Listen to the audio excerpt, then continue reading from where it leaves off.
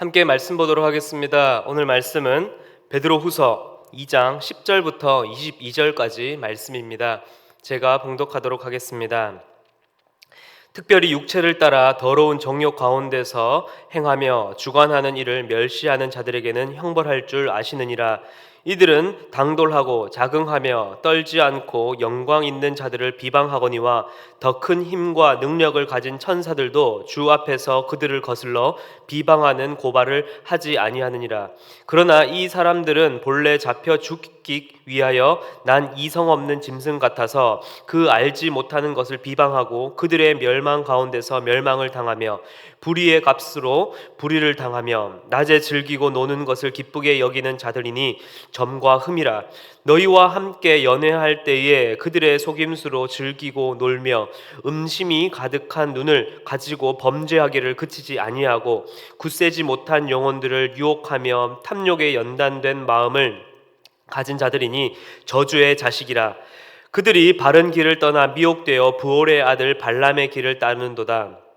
그는 불의의 삭슬 사랑하다가 자기의 불법으로 말미암아 책망을 받되 말하지 못하는 나귀가 사람의 소리로 말하여 이 선지자의 미친 행동을 저지하였느니라. 이 사람들은 물 없는 샘이요 광풍에 밀려 가는 안개니 그들을 위하여 캄캄한 어둠이 예비되어 있나니 그들이 허탄한 자랑의 말을 토하며 그릇되게 행하는 사람들에게서 겨우 피한 자들을 음란으로써 육체의 정욕 중에서 유혹하는도다. 그들에게 자유를 준다 하여도 자신들은 멸망의 종들이니 누구든지 진 자는 이긴 자의 종이 됨이라. 만일 그들이 우리 주 대신 구주 예수 그리스도를 알므로 세상의 더러움을 피한 후에 다시 그 중에 얽매이고 지면 그 나중 형편이 처음보다 더 심하리니 의의 도를 안 후에 받은 거룩한 명령을 저버리는 것보다 알지 못하는 것이 도리어 그들에게 나으니라. 참된 속담에 이르기를 개가 그 토하였던 것에 돌아가고 돼지가 씻었다가 더러운 구덩이에 도로 누웠다 하는 말이 그들에게 응하였도다. 아멘. 오늘 말씀에서는 앞절에 이어서 하나님의 심판을 받을 거짓 교사들의 모습을 구체적으로 설명해 주고 있습니다. 그래서 10절 상반절에서는 어떠한 자들에게 하나님의 심판이 있을 것인지에 대해서 이야기를 해주고 있는데요. 첫 번째로는 자신의 육체의 만족을 따라 더러운 정력으로 사는 자들입니다. 그리고 두 번째로는 하나님을 멸시하는 자들입니다. 바로 이러한 자들에게 바로 하나님의 형벌이 있을 것이라 오늘 말씀은 10절에서 이야기를 하고 있습니다. 그런데 이 말씀은 10절 하반절에 들어서면서 그 다음의 말씀과 함께 그 문맥이 이어지게 되는데요.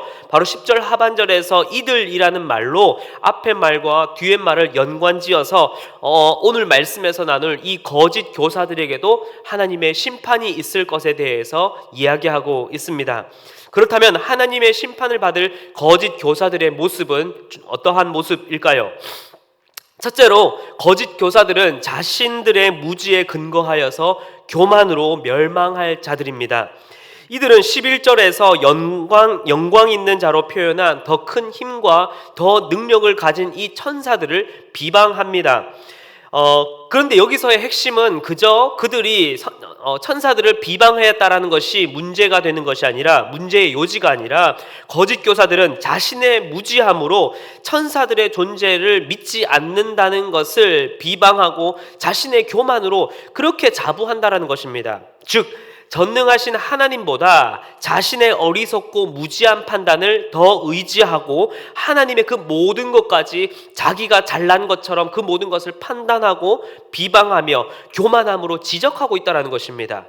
적어도 최소한 짐승들도 자신보다 강한 동물 앞에서는 피하고 그 동물 앞에서 움츠려드는 모습을 볼 수 있습니다. 그런데 거짓 교사는 어떠합니까? 마치 이성 없는 짐승처럼 자기들이 알지 못하는 것에도 여전히 근본 없는 교만과 또한 비방을 내세우며 일반적인 짐승보다도 더 못한 모습을 보여주고 있는 것입니다.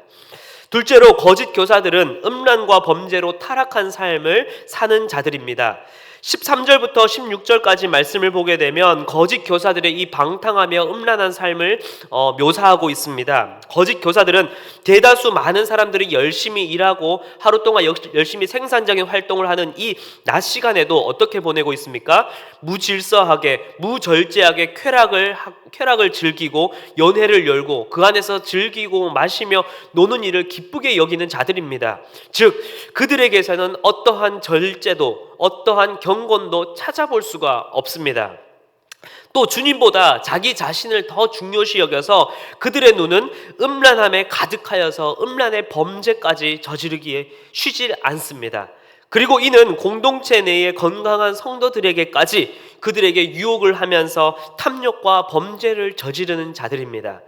성경은 이러한 자들을 이 저주의 자식이라고 말하고 있습니다. 마치 하나님의 이 제지에도 불구하고 돈을 위해서 자신의 그 만족을 위해서 이스라엘을 저주하였던 그 발람처럼 하나님보다를 넘어서서 하나님마저 철저히 배제한 채 자신의 육체의 소욕과 만족과 쾌락을 쫓고 거룩한 공동체의 이 성도들까지 그 공동체까지 무너뜨리는 자들이 그렇게 갈등을 일으키게 만드는 자들이 바로 이 거짓 교사들이라는 것입니다. 셋째로 그들은 거짓된 가르침으로 공동체에 악 영향을 끼칩니다. 성경은 거짓 교사들에 대해서 물 없는 샘 그리고 광풍에 밀려나가는 안개라고 말을 하면서 전혀 무익하고 그 지속성조차도 없는 존재로 캄캄한 멸망이 그들 앞에 놓여져 있는 존재라고 이야기를 하고 있습니다. 그러한 거짓 교사들이 유혹하는 방법은 무엇입니까? 허무맹랑하고 교만한 말을 토하여서 그래도 세상 속에서 믿음을 지키고자 그래도 신앙생활을 하고자 하는 이 초신자나 신앙에 연약한 자들에게 음란과 정욕으로 그들을 유혹하고 범죄하는 자들이라는 것입니다. 그리고 그 연약한 자들에게는 자신들이 무엇을 준다고요? 자유를 준다고 그들을 꼬시고 도리어 그들을 죄에 얽매이게 만드는 자들이라는 것입니다. 이러한 자들에게 성경은 어떻게 평가하고 있습니까? 차라리 구원을 경험하지 않는 것이 낫다라고 말하고 있습니다. 마치 개가 자신이 토한 것에 그대로 먹는 그것으로 다시 돌아가고 돼지가 자신의 더러운 것을 씻기 위해 물에서 자신을 씻고도 다시 그 더러운 구덩이로 들어가는 것처럼 거짓 교사들은 앞서 언급한 대로 그 짐승보다도 못한 모습과 행태를 보이고 있다는 것입니다. 즉 구원을 경험하고도 여전히 죄를 행하고 세상을 따라 여전히 따르면서 그 모습이 어떻게 해요? 도리어 공동체 내에서 더욱 혼란함과 더욱 믿음이 없는 자들의 그 믿음의 실족하게 만드는 또 공동체를 무너뜨리는 그 모습을 보여주고 있기 때문에 구원의 이전보다도 더 못한 모습이기에 차라리 구원을 경험하지 않는 것이 낫다 라고 성경은 아주 강하게 비난하며 지적하고 있습니다. 이 말씀 당시 이 초대교회에는 여러 기독교 신앙의 이단자로 이 믿음이 어린 자들, 믿음이 연약한 자들을 유혹하고 복음을 의심하게 하는 자들이 있었습니다. 또한 그들의 모습을 그리고 있습니다. 그런데 지금 이러한 거짓 교사의 모습은 지금 우리가 살아가는 이 주위에도 여전히 존재하고 있습니다. 또 그렇게 하나님의 말씀을 왜곡하고 거짓된 이단적 사상을 이단 사상을 전하고 퍼뜨리는 것은 물론 우리 주변에서 우리를 끊임없이 무너뜨리려고 우는 사자처럼 그렇게 기다리고 있다는 것입니다. 또 그들은 양의 탈을 쓴 늑대처럼 눈에 띄지도 않고 쉽게 보이지도 않으면서 그렇게 우리 공동체 가운데에 또한 한국 교회 안에 또한 이 기독교계 가운데에 그렇게 살아가고 있다는 것입니다. 그리고 그 빈틈을 노려 우리의 연약한 그 빈틈을 노려 그리스도인들과 또한 그리스도의 몸된 이 교회를 무너뜨리려고 달려듭니다.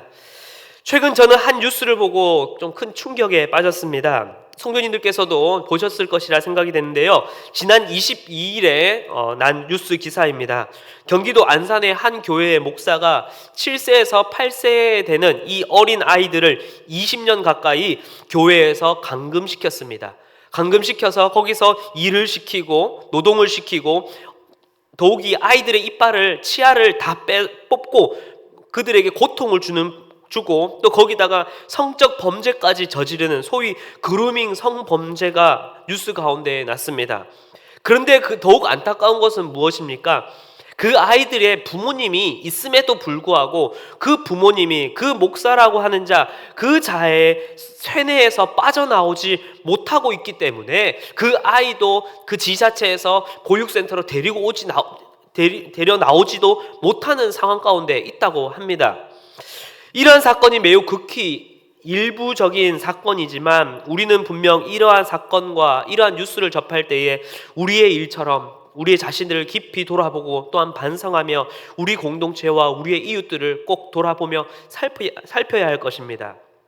사랑하는 성도 여러분, 말세에 고통하는 때가 이르러서 점점점 거짓 교사들의 꽹과 공격은 심해질 것입니다.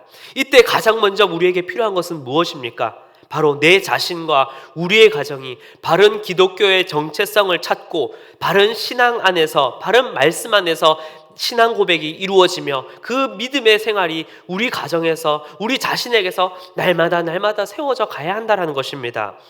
뿌리를 땅속에 깊이 내린 나무는 강한 비바람에도 흔들림이 없는 것처럼 이제 우리도 우리의 가정과 우리 자신이 그리고 우리의 다락과 모든 공동체가 더욱 바른 그 신앙 안에 말씀 가운데 믿음의 뿌리를 내리길 기도합니다. 그리고 악한 이단자들의 공격과 거짓 교사들의 그 꾀임 속에서도 우리의 믿음이 흔들리지 아니하고 오직 그리스도만을 바라보며 나아가야 할 것입니다. 그리고 나아가 이제 그 믿음이 나의 실제적인 삶과 어우러지길 기도합니다. 이제는 우리의 삶 속에서 정말로 예수 그리스도의 그 복음과 그 그리스도의 그 참된 모범을 따라 살아가길 간절히 기도합니다. 믿음이 연약한 자들에게 먼저 손을 내밀어주고 또한 어려움 가운데 있는 나의 이웃과 공동체를 항상 돌아보며 또한 믿음이 연약한 자들이 이단의 사상 가운데 빠지지 않도록 그들을 붙잡아주고 기도해주며 함께 양육하며 함께 세워가 나가는 우리 모든 공동체와 우리 모든 성도님들이 되시길 간절히 기도합니다. 함께 기도하겠습니다.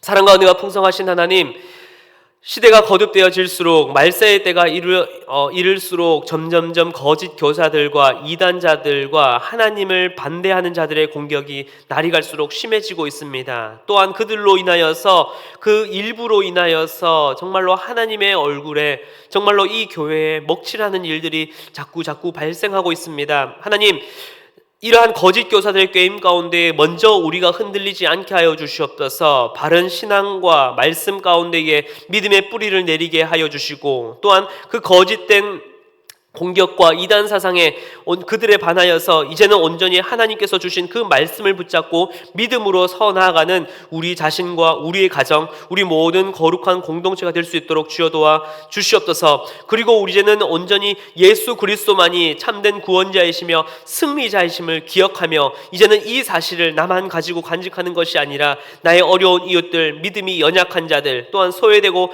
가난하며 또한 믿음이 연약한 자들에게 내가 먼저 다가가 그들에게 참된 진리의 그 복음을 전하며 그들을 정말로 이 생명의 가운데에 인도할 수 있는 우리들 될 수 있도록 주여 도와 주시옵소서. 감사를 드리며 살아계신 예수 그리스도의 이름으로 기도했습니다. 아멘.